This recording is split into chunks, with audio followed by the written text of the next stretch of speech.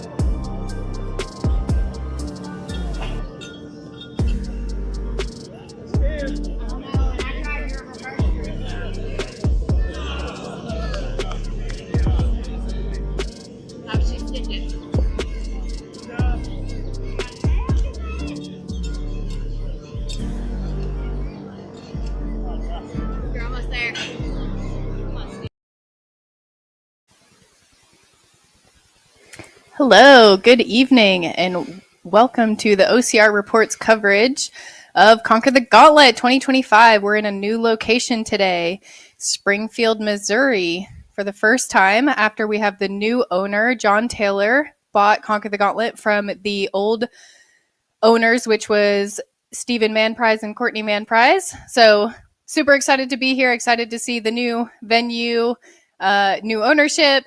Excited to see the obstacles, how they look like, if there's any new ones, what kind of old classics we've got coming back. So yeah, excited to dive in. And with me, I've got Miles Keller in the same room, live. Let's go. Yeah, I'm loving this. And not only do you and me get to work side by side because we're close friends, but we also are both passionate about Conquer the Gauntlet. Like, this is for anyone here in the South, in the kind of the Midwest, the Missouri, Oklahoma, Texas. Louisiana, this area, Conquer the Gauntlet is close and dear into our hearts. And we almost lost it last year, like you were just previously mentioning, right? It got saved. It almost went out of business under new management. So we can't wait to see how this turns out. I wish them the best. This is not something we want to lose in this area. We want to continue to see the specialty OCR series thrive, because how much more boring would OCR be with just two big name brands, right? That wouldn't be as exciting. One of the great things about OCR is like, hey, seeing the different venues, locations, and obstacles. And many of some of the bigger obstacle races, while great, have a limited amount of obstacles, and it's kind of the same thing race after race in new locations. You rarely get to see new obstacles, and not only on top of that, what we'll be seeing today, right, is mandatory completion. And correct me if I'm wrong, but unlike we've been seeing in the recent, let's say, year with mandatory completion races, is that you don't have the 3-band system. You're actually seeing hey, it's like it always was, mandatory completion. For Conquer the Gauntlet specifically, you get a belt, and you can try that obstacle as many times as you want, but if you can't get through it, you got to give up your belt, and then you can go finish the race if you want, get your finisher shirt and medal. If you're racing on the pro, like we'll be commentating on today, you're considered disqualified. But I think it'll be really cool to see, that mandatory completion at its original roots. Yeah. Aaron, what do you think? Yeah, definitely. That's where my specialty lies, is in the obstacles and obstacle completion. So obviously I'm a little biased towards Conquer the Gauntlet over some other brands that are definitely catered more towards the fast runners. So yeah, you said it good. I don't mind the 3-band system, the 1-band system. It doesn't really matter to me as long as there's something counting obstacle completion. So yeah, taking it to its roots. And hold on a second. I want to brag a little bit about you, because I know you're pretty humble and you won't say anything about yourself. But one of the coolest things you get when you win Conquer the Gauntlet is you get a glove. You get an actual gauntlet. And, hey, Miranda's no slouch. How many of these gloves do you have? I think I have 4. I'm not sure. I should have brought some. That would have been fun. Y'all keep that in mind. When we watch these obstacles and we watch this race, that means she completed all the obstacles, and she absolutely killed it. So not only are we huge fans and passionate about it, experience, we've been doing Conquer the Gauntlet for years. I think I missed out on the past too. I feel bad about that, but I'm so excited to see where this goes, how it's run under new management. And I also understand we have some new obstacles from Mythic Race. We got it from there. You can see it on the screen. Race Ready, Midwest OCR. These are some other smaller OCRs that are specific to certain locations. Yep. And they've got quite the following in the mandatory completion OCR series, right? People love following them, and it's really cool to see their obstacles be brought to CTG, because some of these we wouldn't normally see if you can't travel, say, to Ohio for a race, right?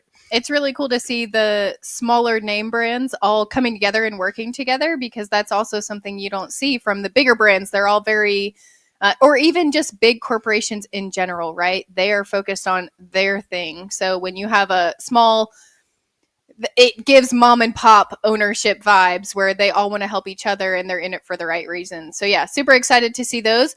But I'm also excited. I was a little worried that because of new ownership and wanting to put an extra spin on things, that it would lose a lot of the Conquer the Gauntlet feel. So if we look at the list, you've got a lot of the Conquer the Gauntlet classics, and obstacles 1 through 21 are all CTG standards. So going through some of the classics that I can think about that are some of my favorites, the Great Wall. That's a 12-foot wall, so it's huge, but they've got some bracing in the middle, and you're allowed to use the bracing to get yourself up and over it, so that's unique to this specific race brand. Typically in other races, they've got framing just holding it up that you're not allowed to touch, but that is a part of this race that you can use.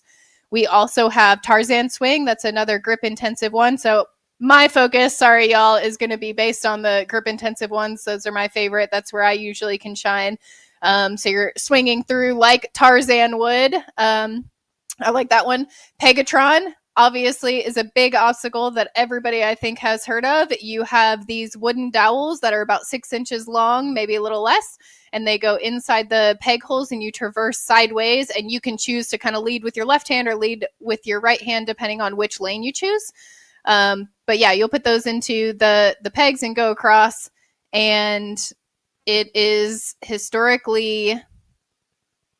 it's rough. It does take out a lot of competition, and the years ago, maybe 8 years ago, even in the women's lane, they had a block in the middle that the ladies could actually like step on as a midway point. But that has gone away. And then also over time, I think a couple years ago, maybe 3 or 4 years ago, they also removed the holes from the middle section on the bottom. So even the holes now, there's very limited quantity of them, and you have to be very strategic. If you get too low going through that obstacle, there's really, it's not that there's no going back, but in order to go back, you'd have to be able to do a pull up, do a muscle up, and get yourself up there. Yeah, we take this back to the original history of Conquer the Gauntlet when they first came out. For me, there's two key obstacles that constitute what makes up Conquer the Gauntlet. One would be Pegatron. The other one is going to be Tarzan. I can't see those ever being removed and still being a Conquer the Gauntlet.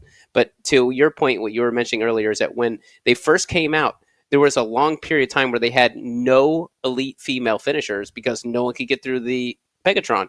They finally put that block in the middle, like you said.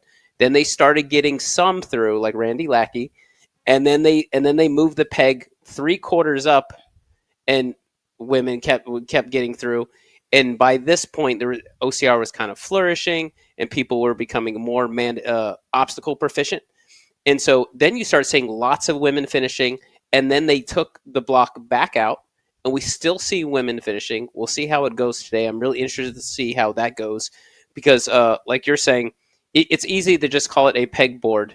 But because we see pegboards and vertical pegboards and CrossFit boxes and things like this, but this is a horizontal.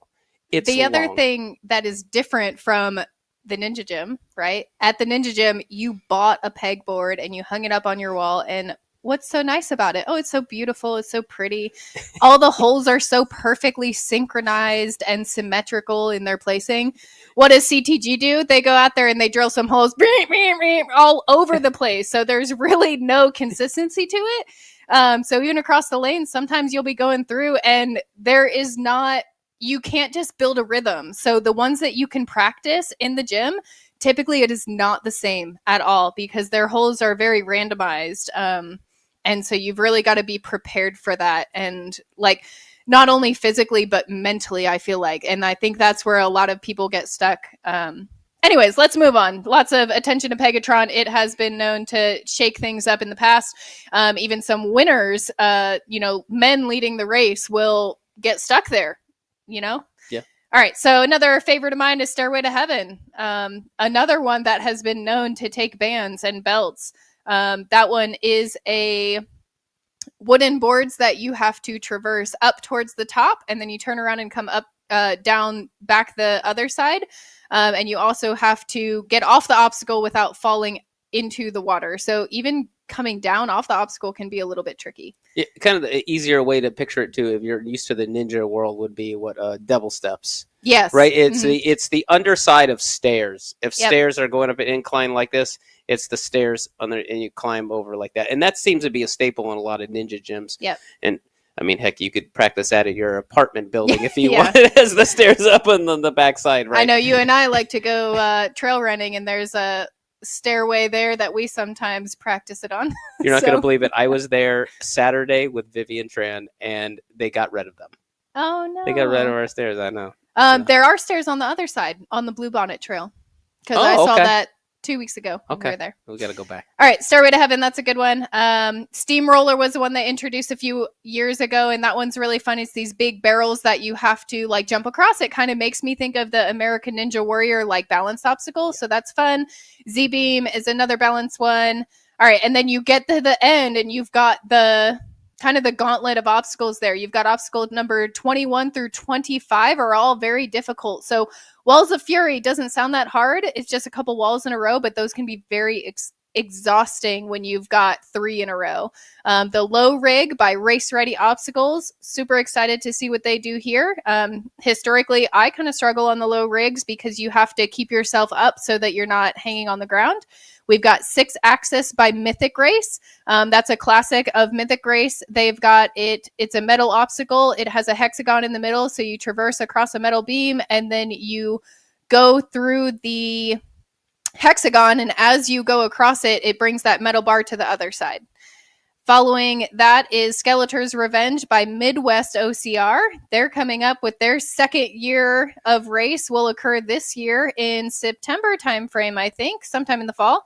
And then we've got a classic finisher, the Cliffhanger Obstacle number 25. So those are all going to be very exhausting to have those all back to back. Very grip intensive obstacles. Yeah, and the one thing I think it will be interesting to see Cliffhanger at the very end. I see it's not over water as it's historically been. Oh, interesting. So what a lot of people don't know just watching this, and when we'll see the video, is that there's usually a couple rungs that move on those monkey bars. Actually, every other rung on the way up does spin, and if you're not expecting it, it will dump you off. Is it on the way up or is it on the way? I thought it was on the way down. Both, way up and down. I think they can change it. Yeah, so it really throws it off if you're not used to it, especially if you're trying to do the lock off technique. Yeah. Or it's wet. If you fall in the water. All right, do you want my pro tip? My secret advice. Hey, you're the one with 4 gloves.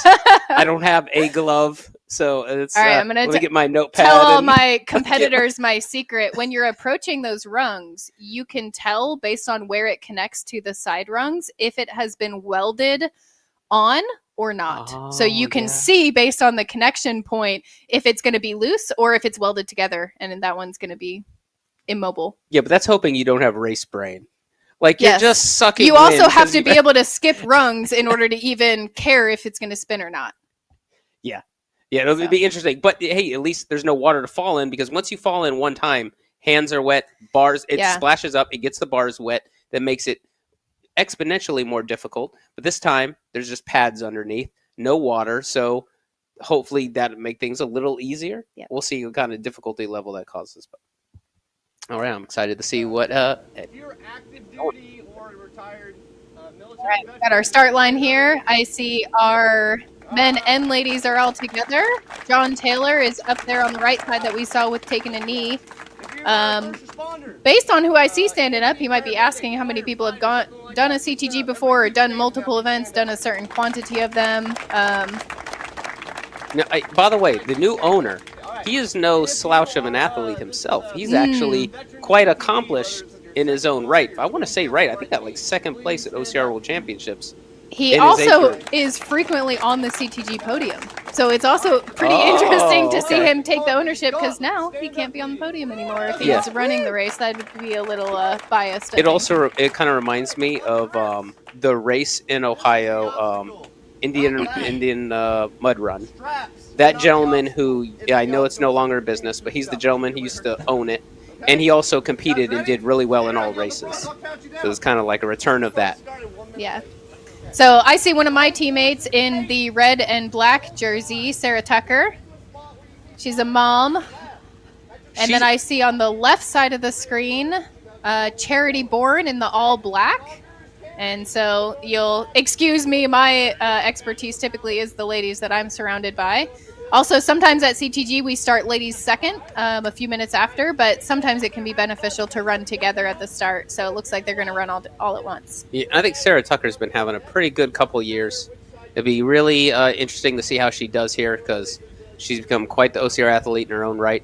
And everyone will see there on screen that there's the belts that we were mentioning beforehand. That's their kind of their pro band. If you have to keep that on. You cross the finish line, you completed all the obstacles, you'll still have that on. Yep, and some men to look out for. On the right side in the front is Baxter Hummel. Yep. And then, let's see, in the blue tights there, just behind him is Johnny Wilder. And I believe I see one other gentleman. I'm forgetting his name right now. We'll get that. Colin. It's Colin Bost. Colin Bost. Oh, I hope I'm getting that right. Is it Bost or Bost? I guess it depends on whether or not you're from up north or the south. Yeah, struggles of the commentator. Tomato. Obstacle number 1, nothing but net.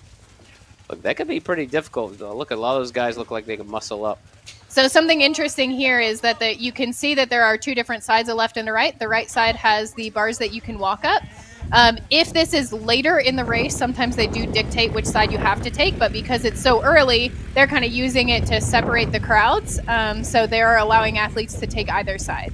Yeah. And then so that's really cool too for open wave because it allows the athletes to choose which side they'd like to take. They want to challenge themselves and try to do a more muscle up approach, or if they want to just, take an easier approach on the right side. And it still, can be a scary obstacle. That height thing can be scary for a lot of people. Yeah, that's actually a really good reminder for everyone watching this that, hey, you're watching the pro wave right now, but know that it doesn't matter what shape you are on or where you come from. You can come out and do these races.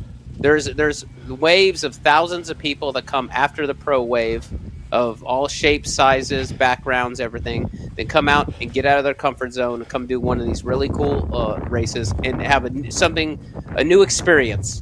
This is really cool. You'll do things that you never thought you possibly could before. It's a great way to get in shape, to stay active, and plus it's just a beautiful view. Look, it's nice to get away from all the traffic and the noise and be out here in the middle of look at that. It's beautiful Missouri country. To just he's slipping around out there. Yeah, it looks like it's wet out there. Definitely wet ground. Oh, wow. And I can see that he has trail shoes. Grip VJs they claim to be the best grip on the planet. Those are the VJ Sparks. And actually, I would agree that those are my best grip shoes. So it's interesting to see him slipping around out there in that, those good of shoes. Well, we've been having really bad storms in the South. It has been ravaged by tornadoes and a lot of storms recently. It rained the night before this. There's lots of water and mud everywhere. Yep, and so it raced actually all race morning and did not stop raining until the race started. So that was nice that the rain let up right as the race started, but it still created a lot of wetness and dew on these obstacles. And you can even see as athletes are climbing up here, I see that's Johnny Wilder, are slipping just on climbing up the wall because it's slick with rain. Now, Miranda, I wonder if they'll bring back the Continuum. You remember under the previous owner, the Continuum was a multi-lap format, of Conquer the Gauntlet. Can you imagine doing laps of this and how muddy that wall is going to get, and those ropes are going to get muddy and still trying? That's a very simple obstacle. It shouldn't be that difficult, but can you imagine it getting muddy and still trying to do an obstacle that simple? It would be the opposite. Really can happen though. If the sun comes out and the sun starts shining, things can get drier and easier as the day progresses. So it just depends, but typically things do get more muddy. You see your first place your first place male right there fell off. Now this is what we're talking about, being able to try obstacles multiple times. What's really difficult about this obstacle is you want to make sure you get the right lane. Some straps sometimes are a little more taut than others, and it can really make the difference. Yeah, and we've got Baxter Hummel there, through in first in the pinkish, peachish shorts. Not sure who the second place guy is right now, but third place I believe is Colin Bost. Come up to obstacle number 6. Rope climb, not too big of a rope climb, but once again, see those guys are getting their feet on that rope. It is going to get very difficult. Oh, the muscle up technique, not even using his legs. He's a pretty tall gentleman. Look at he didn't much need it, you know what I mean? Yep. It's not terribly tall. He only had to do a couple pulls. Yeah. Look, just another beautiful view, man. Nice country morning. Yeah, this is a really pretty venue. It's very green and lush. This is a great time of the year to take this on. This is obstacle number 7, Great Wall. This is what I told you. You are allowed to use the framing. Yep. Yeah, it would be impossible to do it without that. I've done it without. It's not impossible, but keep in mind this, like we said earlier, it's super slippery. You can do it. Don't let this fool you. This looks like a 10-foot wall, and that's all there is to it. It is much more difficult in person. Yeah, definitely. At this point, the best you can do is try. At one point, you kind of got to leap up there to the top and try and grab around the other side. It's much more difficult than that looks. Just like that, we've shaken up the front. Who's coming back around? Yeah, and you can see the lead changes happening at the obstacles. The guys are kind of splitting up, or lead changes in the runs, but then also lead changes in the obstacles, which is what we like about obstacle course racing. Yeah, and this is also what we love about mandatory completion OCR, is that it's not all about who's the fastest runner. You also have to be obstacle proficient, and it's kind of nice that it brings that into play for those of us who don't have a track background or aren't as fast as some of the others. It gives you a chance at the podium. Yep. Just got to play, and you'll end up picking your races in OCR to play to your strengths. You say if you have another race, I mean, not to state the obvious, but if you have another race where you can fail an obstacle and then you have a running penalty, well, it's just overall that whole race is going to go to whoever the faster runner is if the obstacles aren't terribly difficult. I've done races before where the person next to me or right in front of me fails, does a penalty.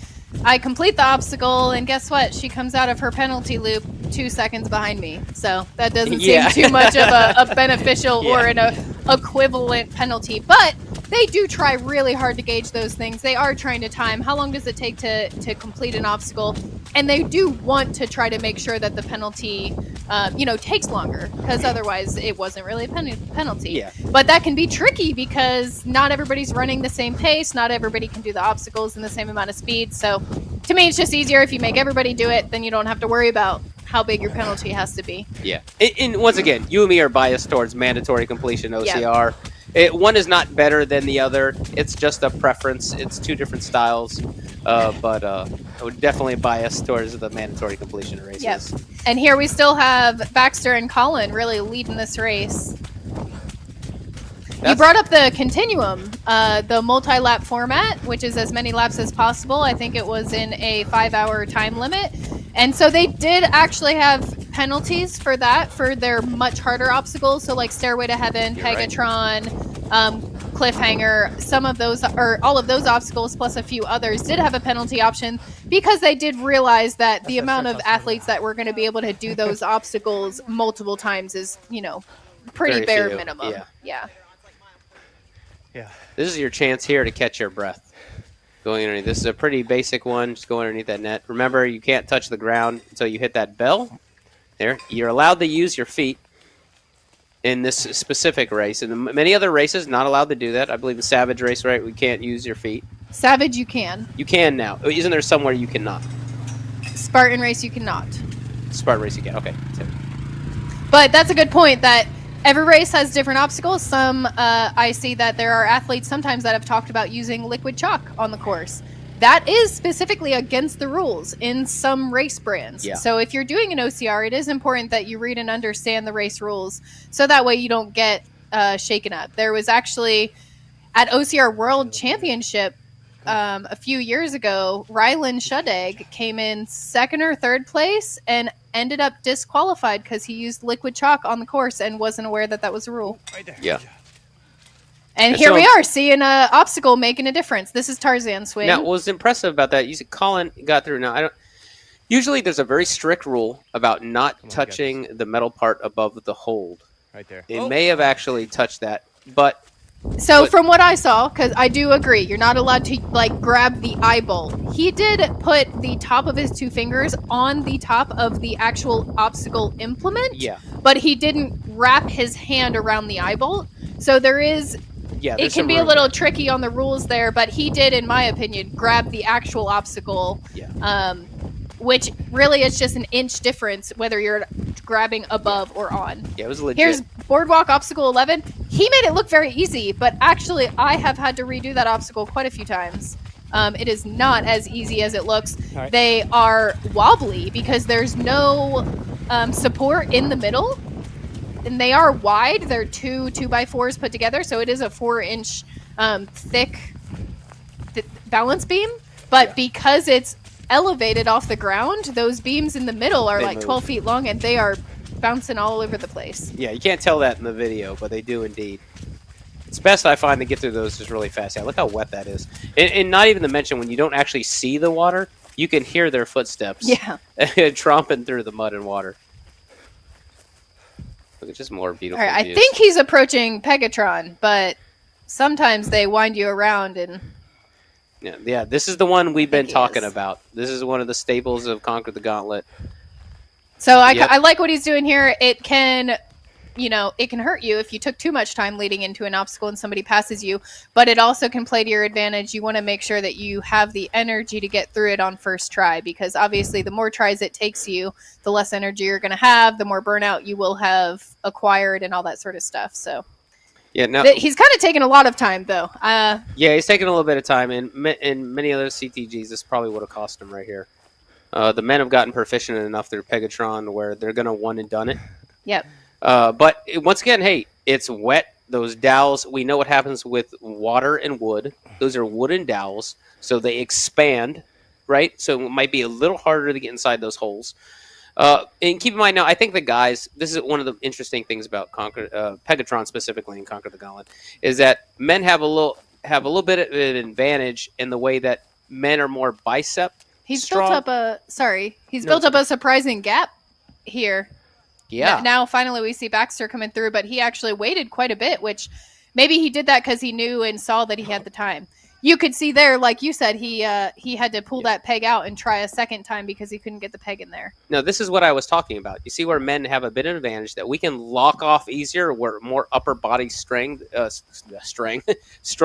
the females, so we're able to lock off with our upper body longer than, and you'll see that's what he's doing.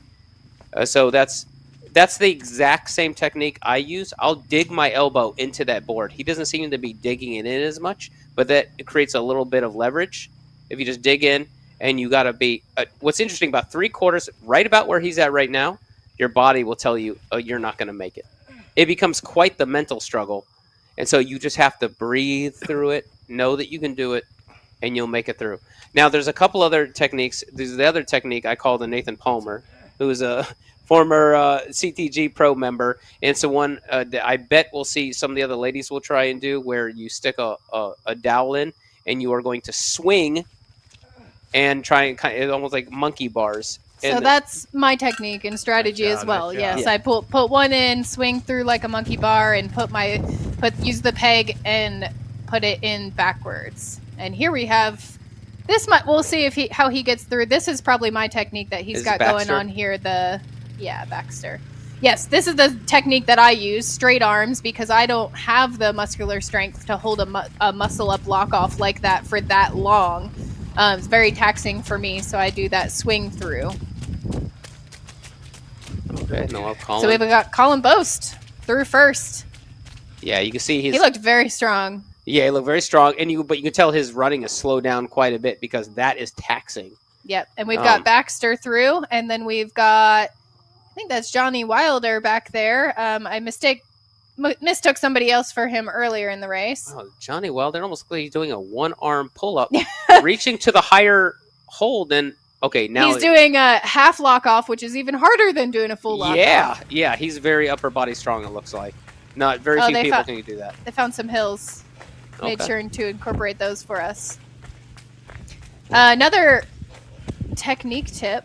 I shouldn't be giving out all my tips on these videos. Just giving all. I got my notepad right here. Yeah. I want a glove.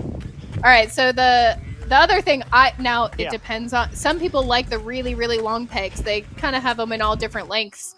To me, the longer you have to stick that peg in, that's the longer you have to pull it out. So I very specifically am looking for... Looks like Johnny got through. Nice. Okay. I'm very specifically looking for a peg that's about 6 inches long. I want my palm to fit on it, so that's about 3 inches, and then I want another 3 inches to go inside of the peg hole. There's so many jokes to be had here, Miranda, but this is a family show. I knew you were going to go there. It's a family show. I was regretting it as I was speaking it. Yeah, but no, it's too late to back out now. Yeah, it's very much to your point, though. The dowels are varying lengths and thickness, and so they probably got new pegs over certain races, And so if you're grabbing some older pegs that have been exposed to the elements and the rain, they're obviously going to get a little swollen. And so that would not be to your benefit. At the same time, you also wouldn't want a dowel that's too thin, because the tighter it'll fit the hole in the Pegatron, the more easy it is to transition horizontally, right? Okay, so it looks like We've got Colin they got taking a regular little rest sandbags here. Yep. You remember when this was regular, like Oh yeah. the bags full of sand that you use for like flooding is what we used to use. You'd grab 2 of them for the men, right? And so now it looks like we got normal sandbags. And so Colin must have exhausted himself there trying to hold off Baxter, and then realized he maybe was redlining it a little too hard and had to take a breather. Yeah, what I'm imagining, everyone from mountainous regions are laughing at us right now. About like, your hill. These are our mountains. You guys got to understand, we're from flatter areas. Welcome to us. the Midwest. This is taxing to us. All right, leave me alone. Okay, it's a pretty decently long little sandbag run too, and good on. Long is a bit of a stretch for a word for that. Yeah, I guess it's not too bad. It's not bad, but you know what I like about what Baxter's doing here? He's pinching seconds.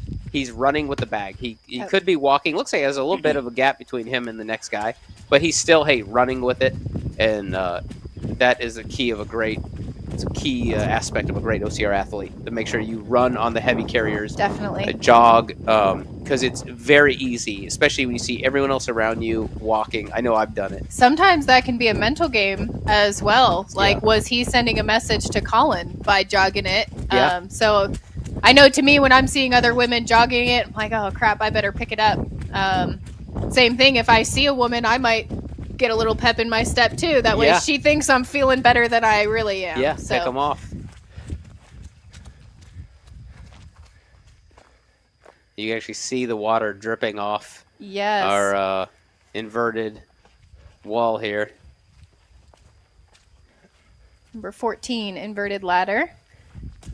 Neat to see they've got 2 of them. I feel like I don't normally see 2 back to back, but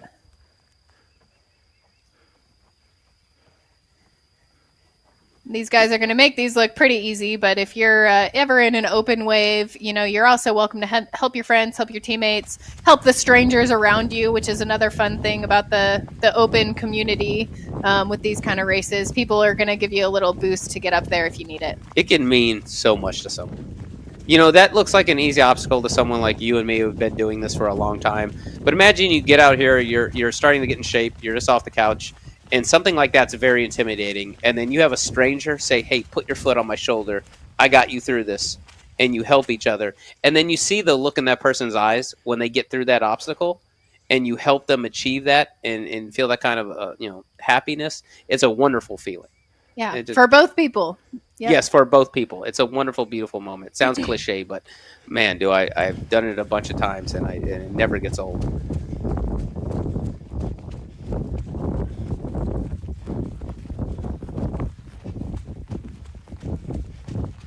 And just as a reminder, you guys want to keep supporting the OCR report and being able to bring these races throughout the country to you guys, please make sure you hit us up on the Patreon.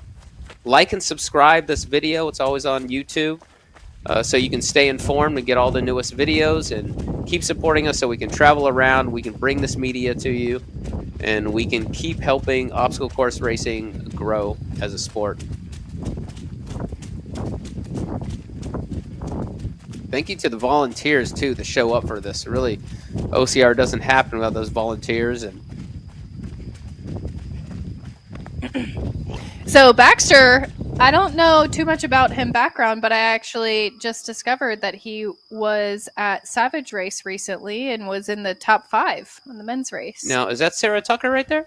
In the pink? I think that might have been Sarah Tucker on the wall. On the wall. I'm sorry. Shorts. Okay. Couldn't quite tell there. But yeah, we see. Okay, there's guys. No, this is common at Pegatron. Like I said, this is one of the most difficult. This obstacle is so difficult. It's never been brought to like OCR World Championships, right?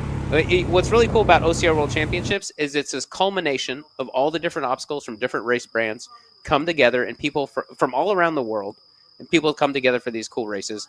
But Pegatron is so difficult that I don't think they dare bring it there, because you'll just get tons of people who pay thousands of dollars to fly over from another country to get stuck at this obstacle. Yeah, they did one year put Stairway to Heaven in That's right. OCR World I Championships, think they did it 2 but years. that one also took some bans. Yeah, absolutely. A lot of bands. So more information about Baxter Hummel. He recently, back on May 3rd, was first place, won Highlander Assault. So he's no stranger to the podium. Yeah, Highlander Assault sounds like it's getting more popular too. I've been doing a little training with Vivian Tran, and she was going on and on about it, and I've heard so much more about it, and it seems like its following is growing, which is really great to see. Okay, here we come up. There's Stairway to Heaven.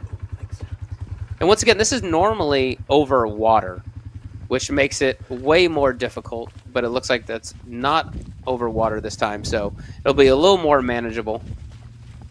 There's another one of our Missouri mountains. Call that a Texas mountain right there. Here we go.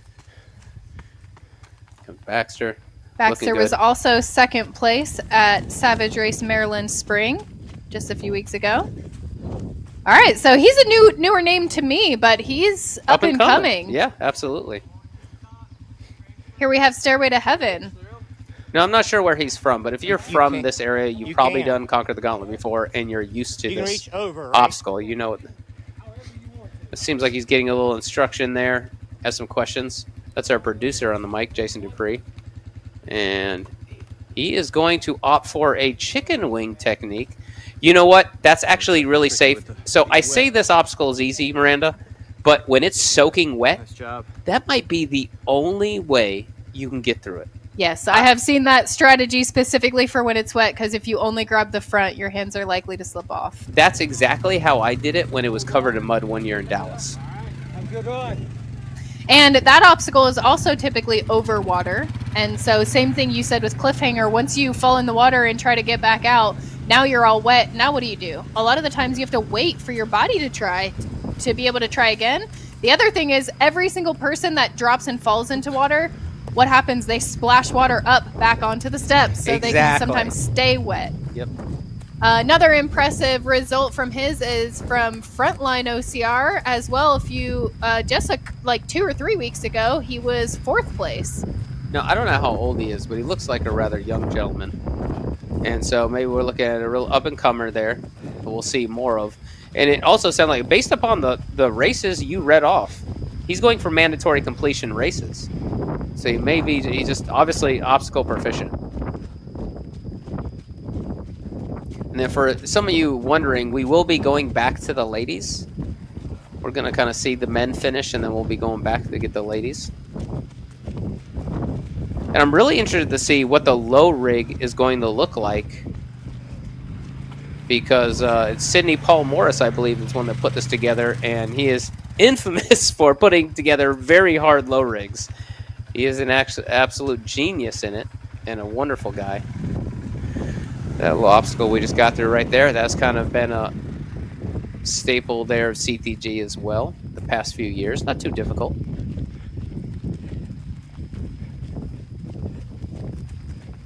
And what's really great about Baxter's doing here is that he's not walking any of this. It looks like he has a decent lead. Yeah. Yeah, so you can go over. Steamroller, it's a little over there. There we go. That obstacle always kind of reminds me of Savage's race. What they call it, squeeze play. Yep. Savage race, right? Squeeze through the 255-gallon drums.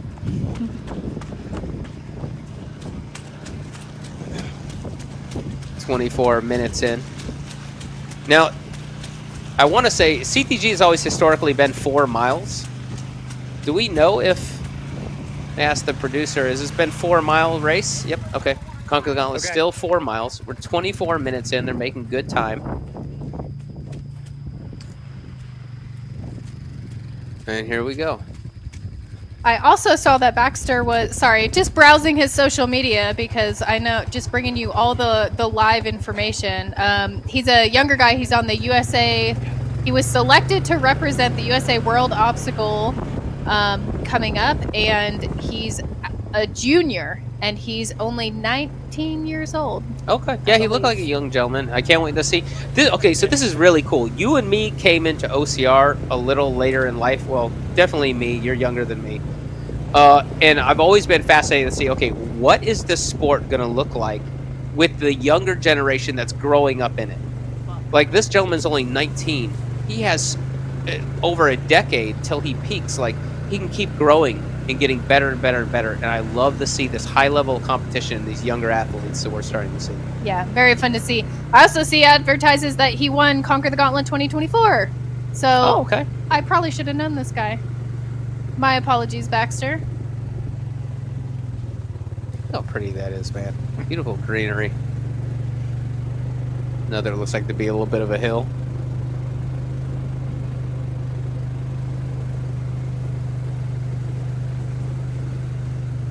It takes a lot of drive to keep pushing and making sure you're still moving as fast as you can and keeping a decent pace, being aware of your body and pacing, even though you don't hear someone behind you. And if you're cognizant that you're in the front, which most of the time, if you have the cart in front of you filming you like this, you'll know that you're in first place. You may, that actually might be accountability. It might be keeping them, pushing them. But if you have no one around you, it's a lot harder to not catch your breath because you're pretty worn out at this point. I mean, we're 26 minutes in, almost 27. And now we're back here and we see the shot from Pegatron. This is how difficult this is. And what looks like to be all of your elite females are stuck here. And keep in mind, these are not just any elite females.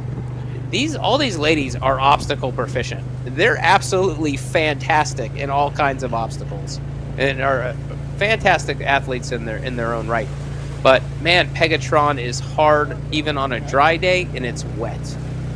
So I mean, it is not uncommon to see a very hard obstacle and a mandatory completion race with just a bunch of people backed up taking turns. And we're also. You know what, I like to kind of pat ourselves on the back. You know what we're really good at in OCR, Miranda, is that we know if it's your first time coming up to the obstacle, people will move to the side. Say, okay, I've retried it 2 times, I'm ready to go again, but you see someone coming up to it for the first time, you'll stand off to the side and give them the right of way. Especially to the ladies. If you're a guy and you got there first and you failed it and you want to go again, you want to hurry up and go, but here comes the ladies, you're going to move out of the way the vast majority of the time. And let them go through so you don't mess up their times. Oh, jeez. And you see where they mark the course there. That's the other thing I'm interested in. I can't quite tell in the video, but CTG was always really good about marking the course. I only went off course one time at CTG, and that was for the Continuum in, I want to say, Oklahoma City. It's very rare. They do a good job. They've got race-ready obstacles there, which I'm sure helped set up and possibly helped course mark. And they're also very notoriously good at that. They're aware of what it takes to mark a course, and you can see the tape. Here, there's no question where you need to go. Yeah, I love that because it's so easy to get race brain. We've really all been there. Especially if you're just following the guy in front of you. And you're just sucking wind, trying to keep up and stay competitive. And that guy in front of you goes off. You just kind of inherently follow him. Now, this is Z-Beam. I remember when this first came out, and this has been out for a real long time, it took me a couple of tries. This is a lot harder on your first try. I'd say, talking about our secrets, you just want to get to the corner. Yep, he's got a good strategy here. Go real fast, get to the corner, you put one foot on this side, boom. Yep. Now you can get your breath, you got your balance, and proceed.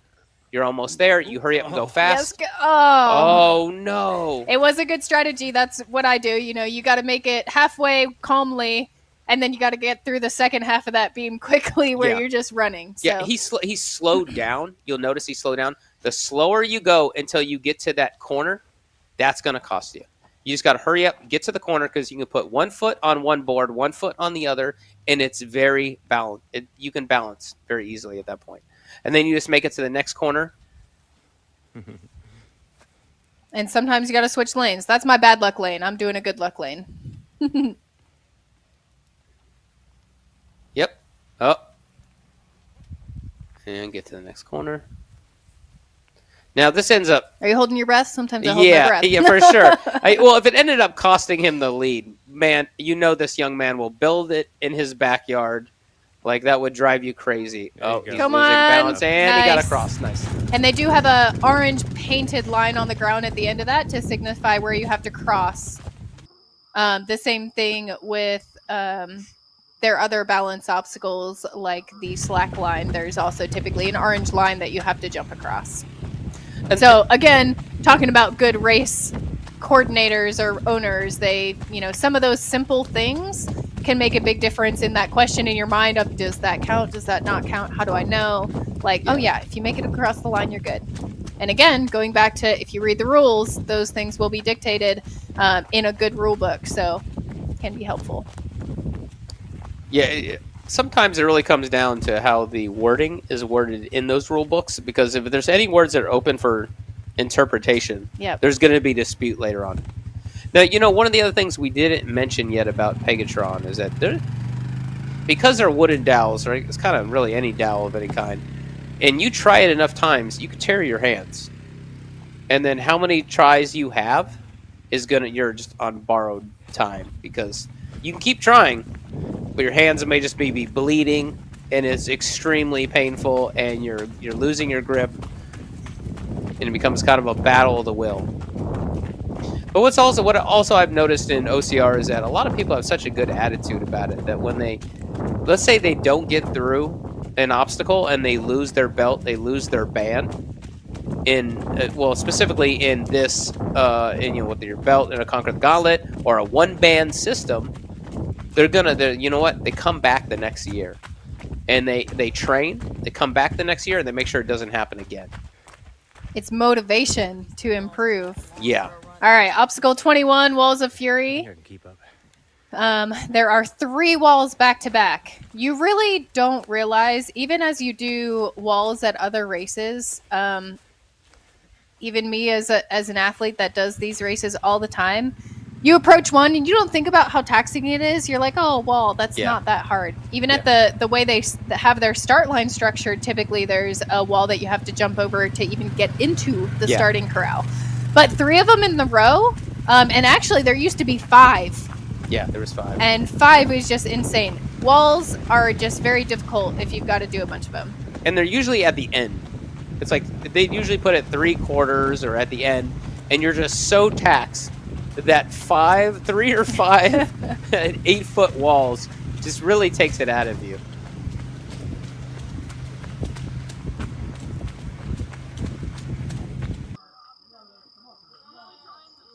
And there we go. We see the crowd's Pegatron forming. Yep. You see everyone, they got their belt on. They don't want to give it up. They're going to keep on trying.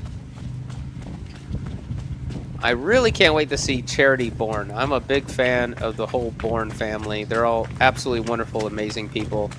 Both Melody and Justice and Charity, all young people and incredible OCR athletes in their own right. I love to see them progress and keep growing in the sport. So it's a whole family affair. Yeah.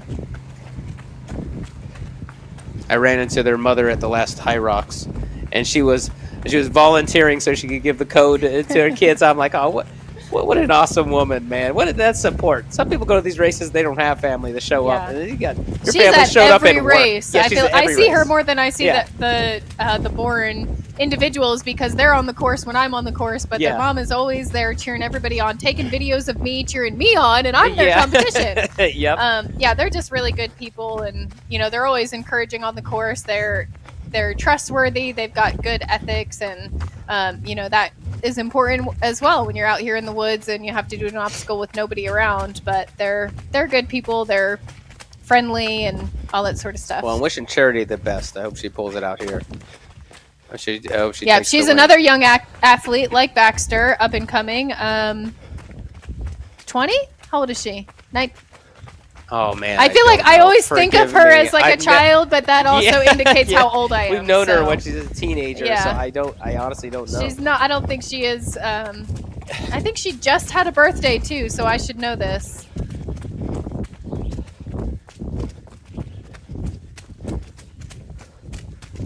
If I didn't know any better, I'd say Baxter is picking up the pace. I think he knows he's getting closer towards the end. And he wants us, man. He's, okay, good on him. All right, Charity's 19. 19, okay. Same as Baxter, we believe. I believe her sister Melody's a little younger. I didn't see her sister here. I think Melody's older. Oh, is she? I could be wrong. I don't know either. I never asked their ages. It's a weird, you know. Well, you're not supposed to. It's impolite. Yes. What? I feel like, is it impolite if it's a younger lady and you're an older person? I feel like it's if you're like... It's like asking older like people 30 years or older. It's like if I'm like, hey, inappropriate. Miles, how old are you? No, I'm just yeah. kidding. Oh, you know me. I'm an open book. I'm 45. Me and Methuselah are the same age, so.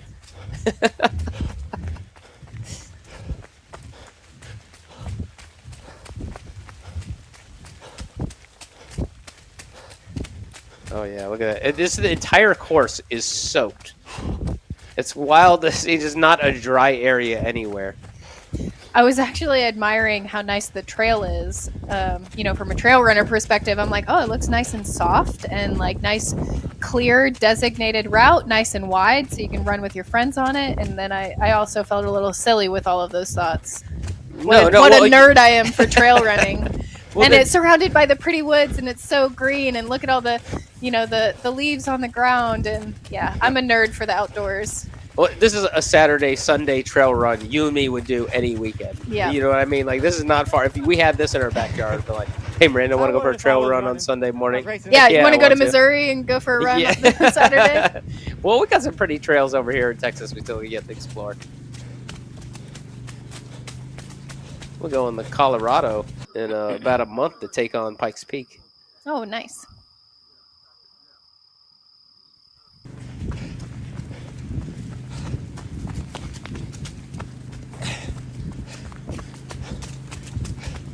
I actually kind of like it. I like it when our producer clips over. You hear this gentleman, you see Baxter breathing hard. You hear the feet running through the water. You can hear the cart chasing him. And then it just clips over to the Pegatron, and it's crickets, people fighting for their lives as they try and gather their breath and take another shot at Pegatron. So this is a good challenge to everyone watching this out here. Are you an obstacle course racing athlete? Do you think you're obstacle proficient? Do you think you're a badass? Okay, well, come show me. Come prove it. We have a good humbling experience for you. Yeah, exactly. I tell you what, you can personally come rub it in my face if you show up at Conquer the Gauntlet and you get through Pegatron. And your first time doing this race and you get through, you can come and tell, hey, Miles, yeah, I am kind of a badass, and I did do it my first time, so. All right, this is obstacle number 22 out of 25, so we're approaching the end. This is the low rig put on by Race Ready Obstacles. They have their own race, like I said, coming up in the fall, I believe in September. No, I'm not sure how. Also in the Midwest. And they also are, how do you call it? They help all of those small local races course build. With course build, they build obstacles. They also, all of these implements that you see hanging off of this low rig, they build them in-house and they sell them. You can buy them on their website. Barely got through it. See that lock-off strength? Yeah, that is and you know what? I didn't realize it until just now, but he's maybe a little taller than I expected. He looks like he might be, what, 5'10"? I can't quite tell, somewhere around then. So obviously, the taller you are, not to state the obvious again, but the taller you are, the more difficult a low rig is. And these low rigs, I believe, was designed by Sidney Paul Morris, right? He does a lot of the race-ready stuff, and he travels around and puts together these races. He puts together a very difficult low rig. He's put together low rigs that stopped the entire pro field before. So that was very difficult. I think the hardest part of that low rig, Miranda, was the rope.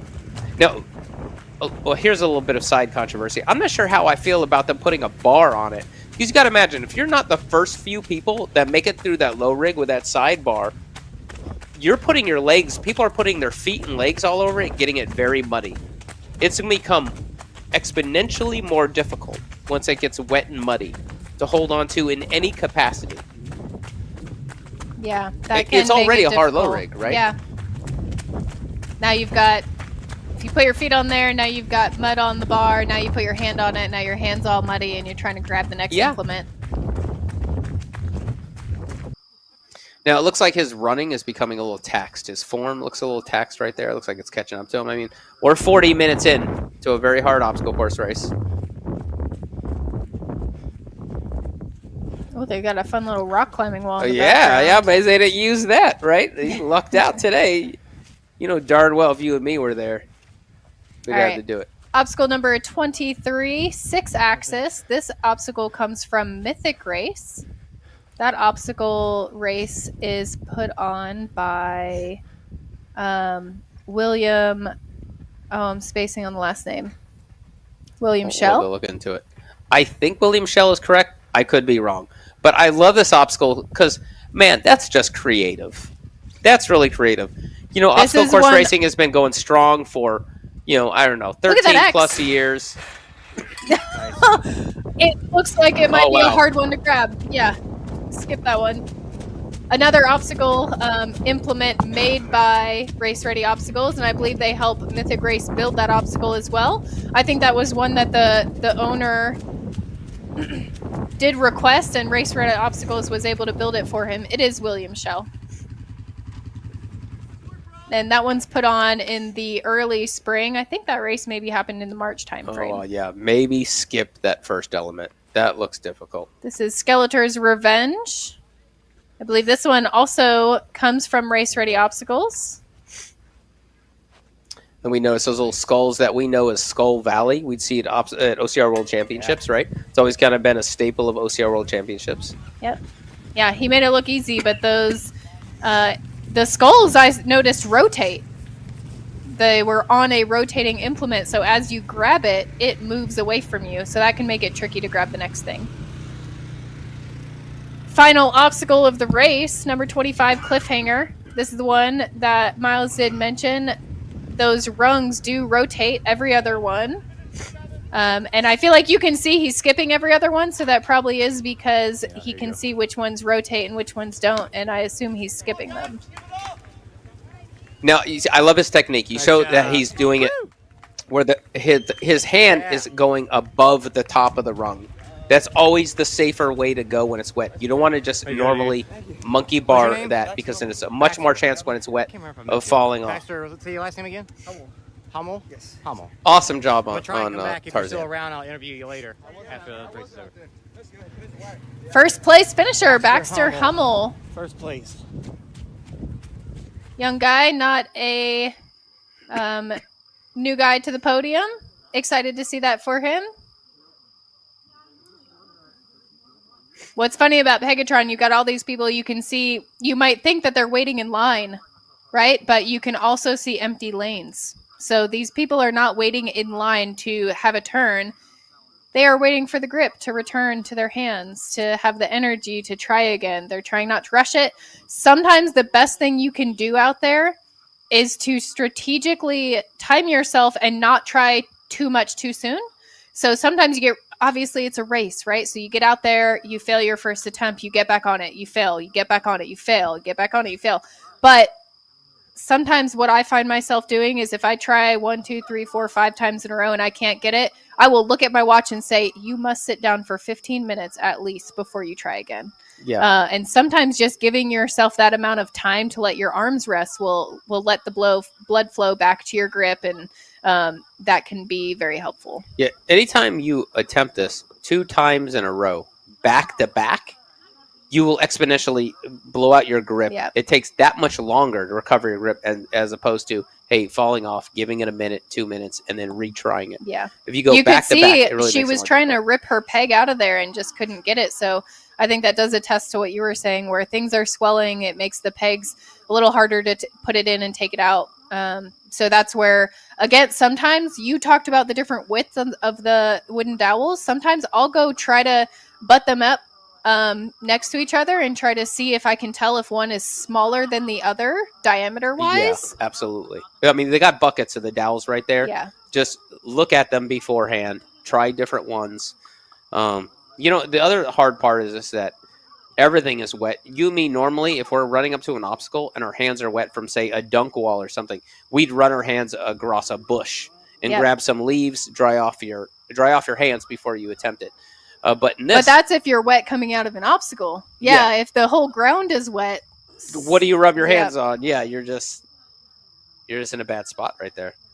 And what's interesting is, so I saw the one lady there. She was putting the dowel in at one of the higher holes there at the top. And I think what's going to make that more difficult, that if you're going to try the swinging technique, like monkey bars, it gives you less room for your arm to swing because it's rubbing up against the board. Yeah. Does that make sense? When they first got rid of those pegs in the bottom row there, you can see there's no holes in the bottom.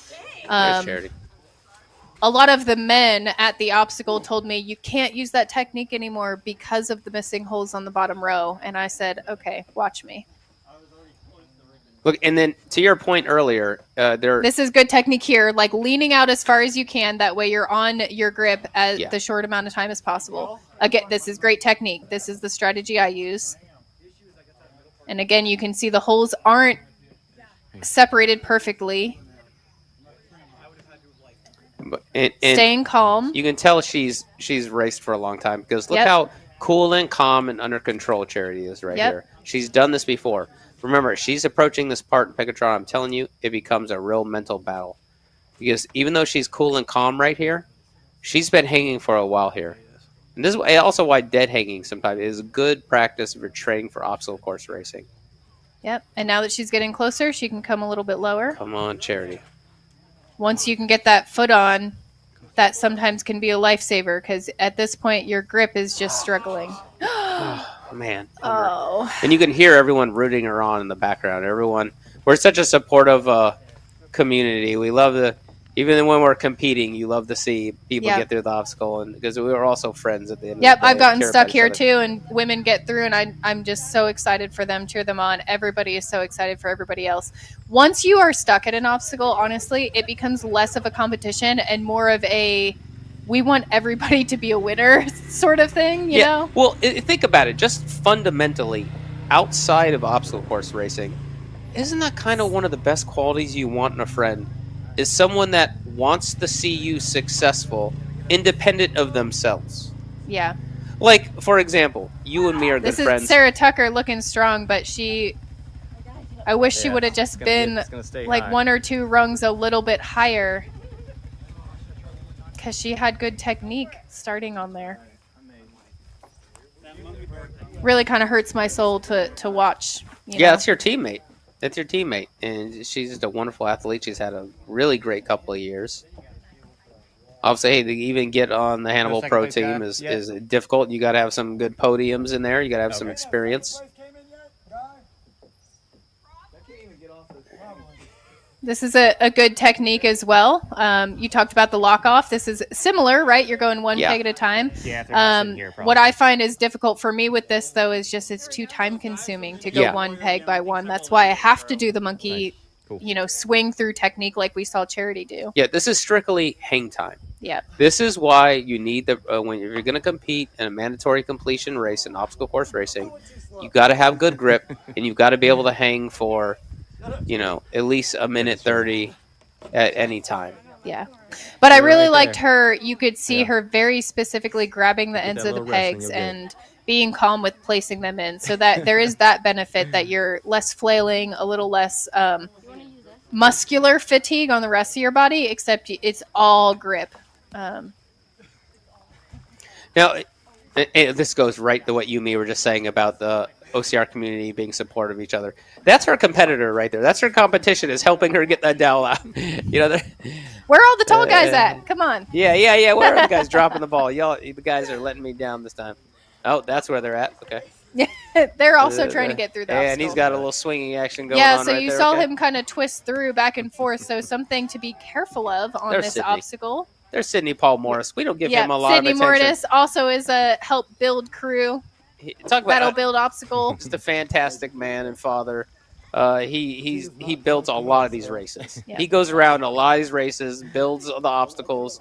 I don't know anyone else more knowledgeable in what how you put on a race than Sidney Paul. He's done them all. Just a fantastic guy. Always love to see him. Very supportive of the OCR community. See, he's trying to shake out his grip right there. Look, it's now. I don't know if the rules have changed. Scott Wierzecki here yeah. in the gray shirt on the right side. Now he's a CTG OG. He's done these, especially in Missouri, in that area, for many, many years. Yep, he was on the CTG Pro team. Absolutely. For a few years. And so I think he's been doing more biking. Oh, maybe. Has he?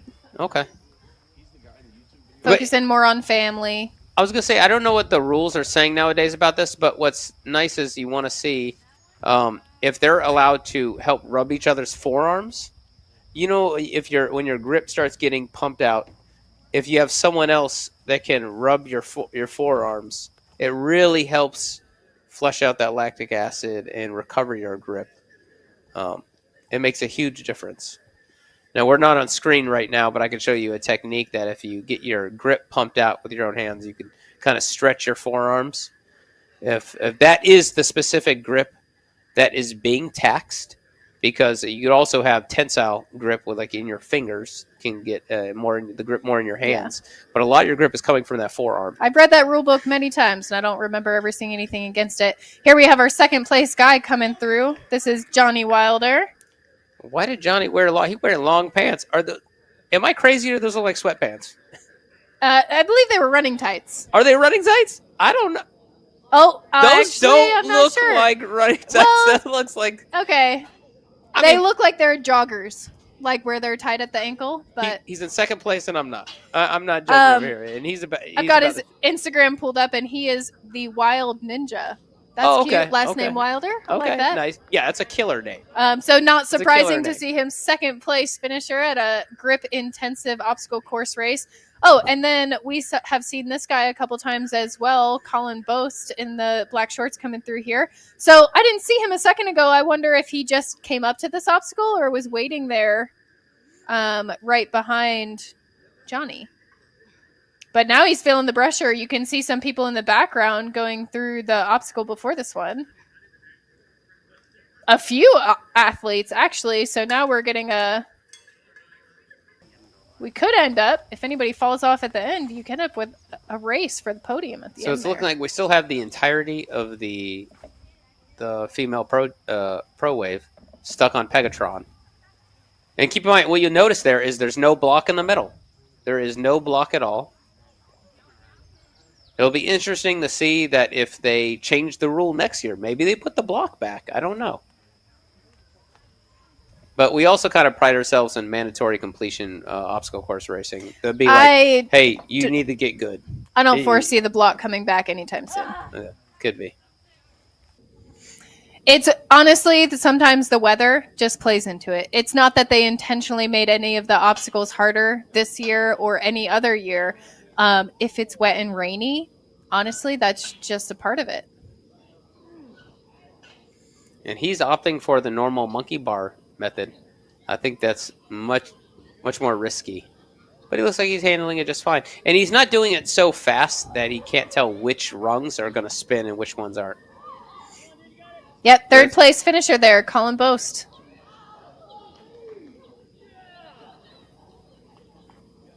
All right. Way to go. Now we have your top three men. Fantastic. Our spectator there was in prime finish line viewing. Now, I don't know if we have a race clock that is, there's a deadline for how long. Like in Savage Race, I want to say the deadline is 1 p.m. Conquer the Gauntlet does not have a time cutoff. They only had the time cutoff for the Continuum race, but okay. I don't believe they do, to my knowledge. Because I have seen athletes stay out there for 2 to 3 hours trying over and over again. No, I think at some point they probably would do a course sweep, but I've not seen it.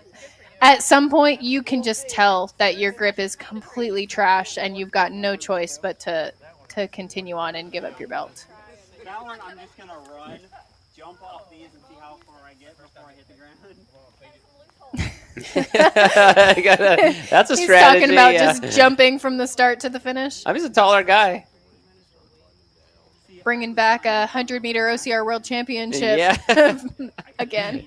It looked like they're changing that too, by the way. You notice that those at one point, if you're a taller guy, you could just like jump past all the way to the bell. A lot of those obstacles. See, there you go. That's one way of trying to get your grip back.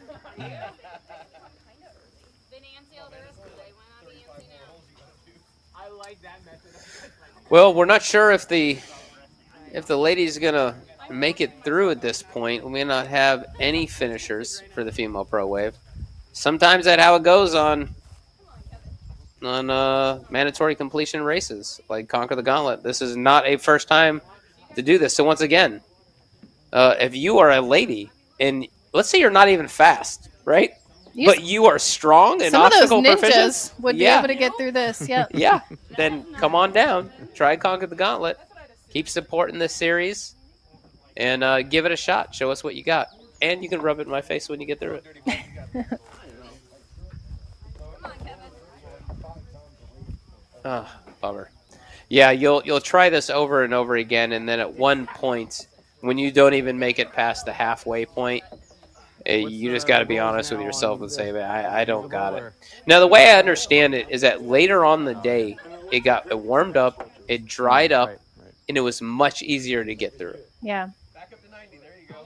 See, sometimes it's something like that where it just makes me wonder, if you were a female, should you just sit on the sideline for an hour? Go for a walk. Come back to it Yeah, when really. it's dry. Yeah. And I don't think they have timing chips on, so you could probably...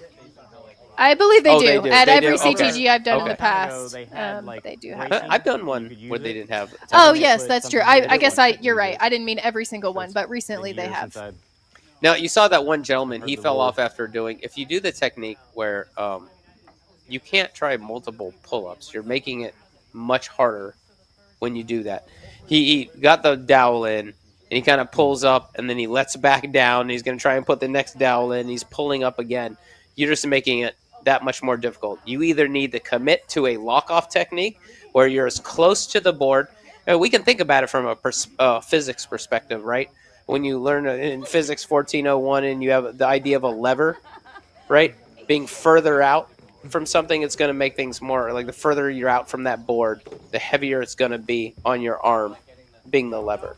If that makes any sense. I know I'm not on the camera right now, so I'm trying to do my best to explain it, but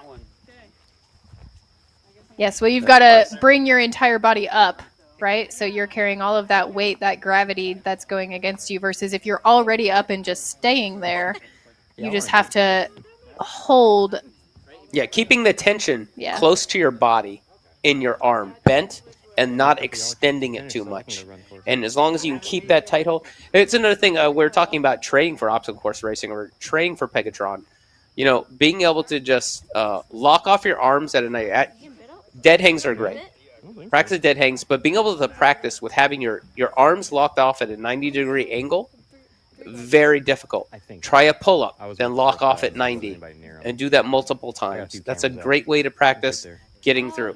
You can rewatch this video, and you can kind of gauge how many times you'll need to do that. You can count the holes. You can kind of get a better idea of what it would take to do that. And once again, you know, they'll have this at Ninja Gyms. It's a little different. That's probably your best bet at getting practice on it, right? Yep. Sarah showing good technique. Again, she did lean out as far as she could before she lost her foothold, so that's good. She's taking that one peg at a time technique this time instead of swinging through, but she's also staying high. Now, I want to say this is her first time ever trying CTG. I think so. This is her first time. So, I mean, she's kind of figuring out as she goes. She didn't play on this obstacle beforehand. I don't think she's ever done this before. And you see that I actually think if she had the technique, she would have got through right here. She is She's expending looking really strong a right now, lot but yes. of time. She's way too already much. been hanging. Yeah. And she's going every single hole at that top. And that's just, she just expended too much time. If she was efficient in her time right there, she would have made it through. Yeah. Absolutely. This is her first time taking on this obstacle. And you're on borrowed time with your grip at this point. Yep. It's really just heartbreaking. Yeah. But you know what? All these women are going to go. They're going to put Pegatron on their whiteboard. They're going to go to the Ninja Gym. They're going to practice. They're going to come back next time stronger, fiercer because of it. But it's long. It's so long, it's hard to do that. It's also hard to train for the rain, right? Yeah, I mean, there's sometimes you just can't. You can't train for that. I do actually in training sometimes. I'm doing intervals. I'll try and keep a bucket of water by a pull-up bar. Dip my hands in the pull-up in the water before I do pull-ups. Yeah, I've heard that. It's not muddy, but Practice it's, strategy. You know, Yep.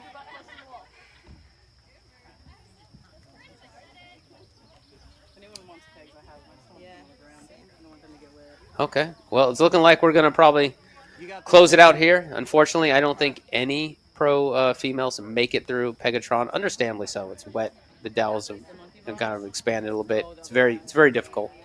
And but they will come back. We're gonna see. These two sides are muddy. Okay, let's go. I tell you what. Let's take a look at the results once again before we close it out. Kind of overview. You want to take it from there, Miranda? Yeah, we've got our first place younger guy, Baxter Hummel, 42 minutes 51 seconds. Also an impressive time for a 4-mile obstacle race. There were lots of obstacles in there. They're not easy. They're time consuming. So that's nice to see. Good timing there. Johnny Wilder, 52 minutes. Colin Bose, 54 minutes. And then we've got a group of them. These guys were battling out. Look at this, 4th place through 7th place, all within 1 or 2 minutes of each other. 1 minute and 38 seconds. What is 4 guys? So, place. Yep, Ellery Lenz, Connor McDaniel, Ethan Canterbury, Lucas Allard. And then we've got 8th place, Adam Arnold, 9th place, Joshua Henson, and Sean Saunders rounding out our top 10. Awesome job, gentlemen. Awesome job. Congratulations to them. All right. That was exciting to see a race that you and me are both very close to our hearts. Definitely. We love Conquer the Gauntlet. I'm so glad they got saved. They did not go under. Keep in mind, it's hard to turn a profit in with some of these smaller races.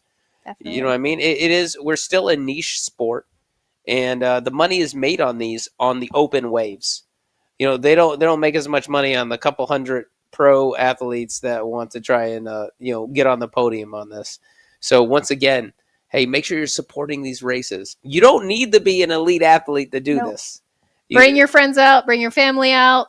Like, comment, subscribe. That's what they say, right? Yeah. Well, no, that's a good way to support the OCR report, right? We want. Yes. Hey, we got a Patreon. Well, we got to get the news out to the more people that know about it. I feel like I talk about races at work sometimes, and they're like, "Oh, I never heard of that. That sounds fun." I'm like, yeah, how have you not heard of it? You need to get out here and be on the race course doing the fun stuff. You hear that in a conversation with the other OCR athletes. It's still a niche sport, and people don't understand it, and they may see you on social media. I remember for the longest time, people go, "Oh, you want to follow Miles on social media? You can catch him running in the mud in his underwear." That's what they said. That's what they said. And then also, I was so passionate about it. That's all I would talk about. But it's make sure you're supporting it. Get out of your comfort zone if you want to try something new for the first time. Yep. It was like, was it Sean Corville that used to say that? When was the last time you did something for the first time? For sure. Get out of your comfort zone. Come try something new. And it's fun, man. It's such a great, loving community. And also, typically, these race series, they do host a kids race on site at the same time. So that's one of my favorite parts as well. I go out there with my family. I run Pro Wave. And then afterwards, I run my daughter through the kids wave, getting her into it. And now she thinks it's weird when we do a local 5K that doesn't have obstacles in it. So, yeah, welcome absolutely. to my life. Mom, where are the obstacles at? I love seeing you on social media of her running alongside. You recently won Spartacus Dash, and I love the video someone took of your daughter running along with you to cross the finish line. Go, mommy, go, mommy. Yes, she was actually yelling at me, Mom, I'm running faster than you. So that was encouraging. Hey, so it's great to just have them there. And so what a blast. But keep supporting the OCR report. Keep supporting obstacle course racing. Make sure you comment down below. We love that. Helps the algorithm pick up the more people engage in the community. Criticisms for any of us, that too. Constructive criticism, we love that too. So Yep, Keep you it can coming. subscribe to the OCR Reports Patreon, become a monthly subscriber and member, and that will also help. Right now, you can sign up for their CTG event that's coming up in Tulsa on September 6th. So I'm planning to be there. I hope to see you there. You just talked about how you haven't been there in a few years, so I'm going to have to pressure you into that. That's fair. But yeah, we'll see you there, and we'll hope to see you again next time. And that's also a Tulsa site is always historically been their biggest race of the year because Yep. that's where their original headquarters was. Yep. So, and that's a really cool little site in Tulsa. Tulsa is normally a little flat, but they have it up on some really cool hills, and that'll be a great race. Can't wait to see it. All right. Thanks, y'all, for joining us. See y'all next time.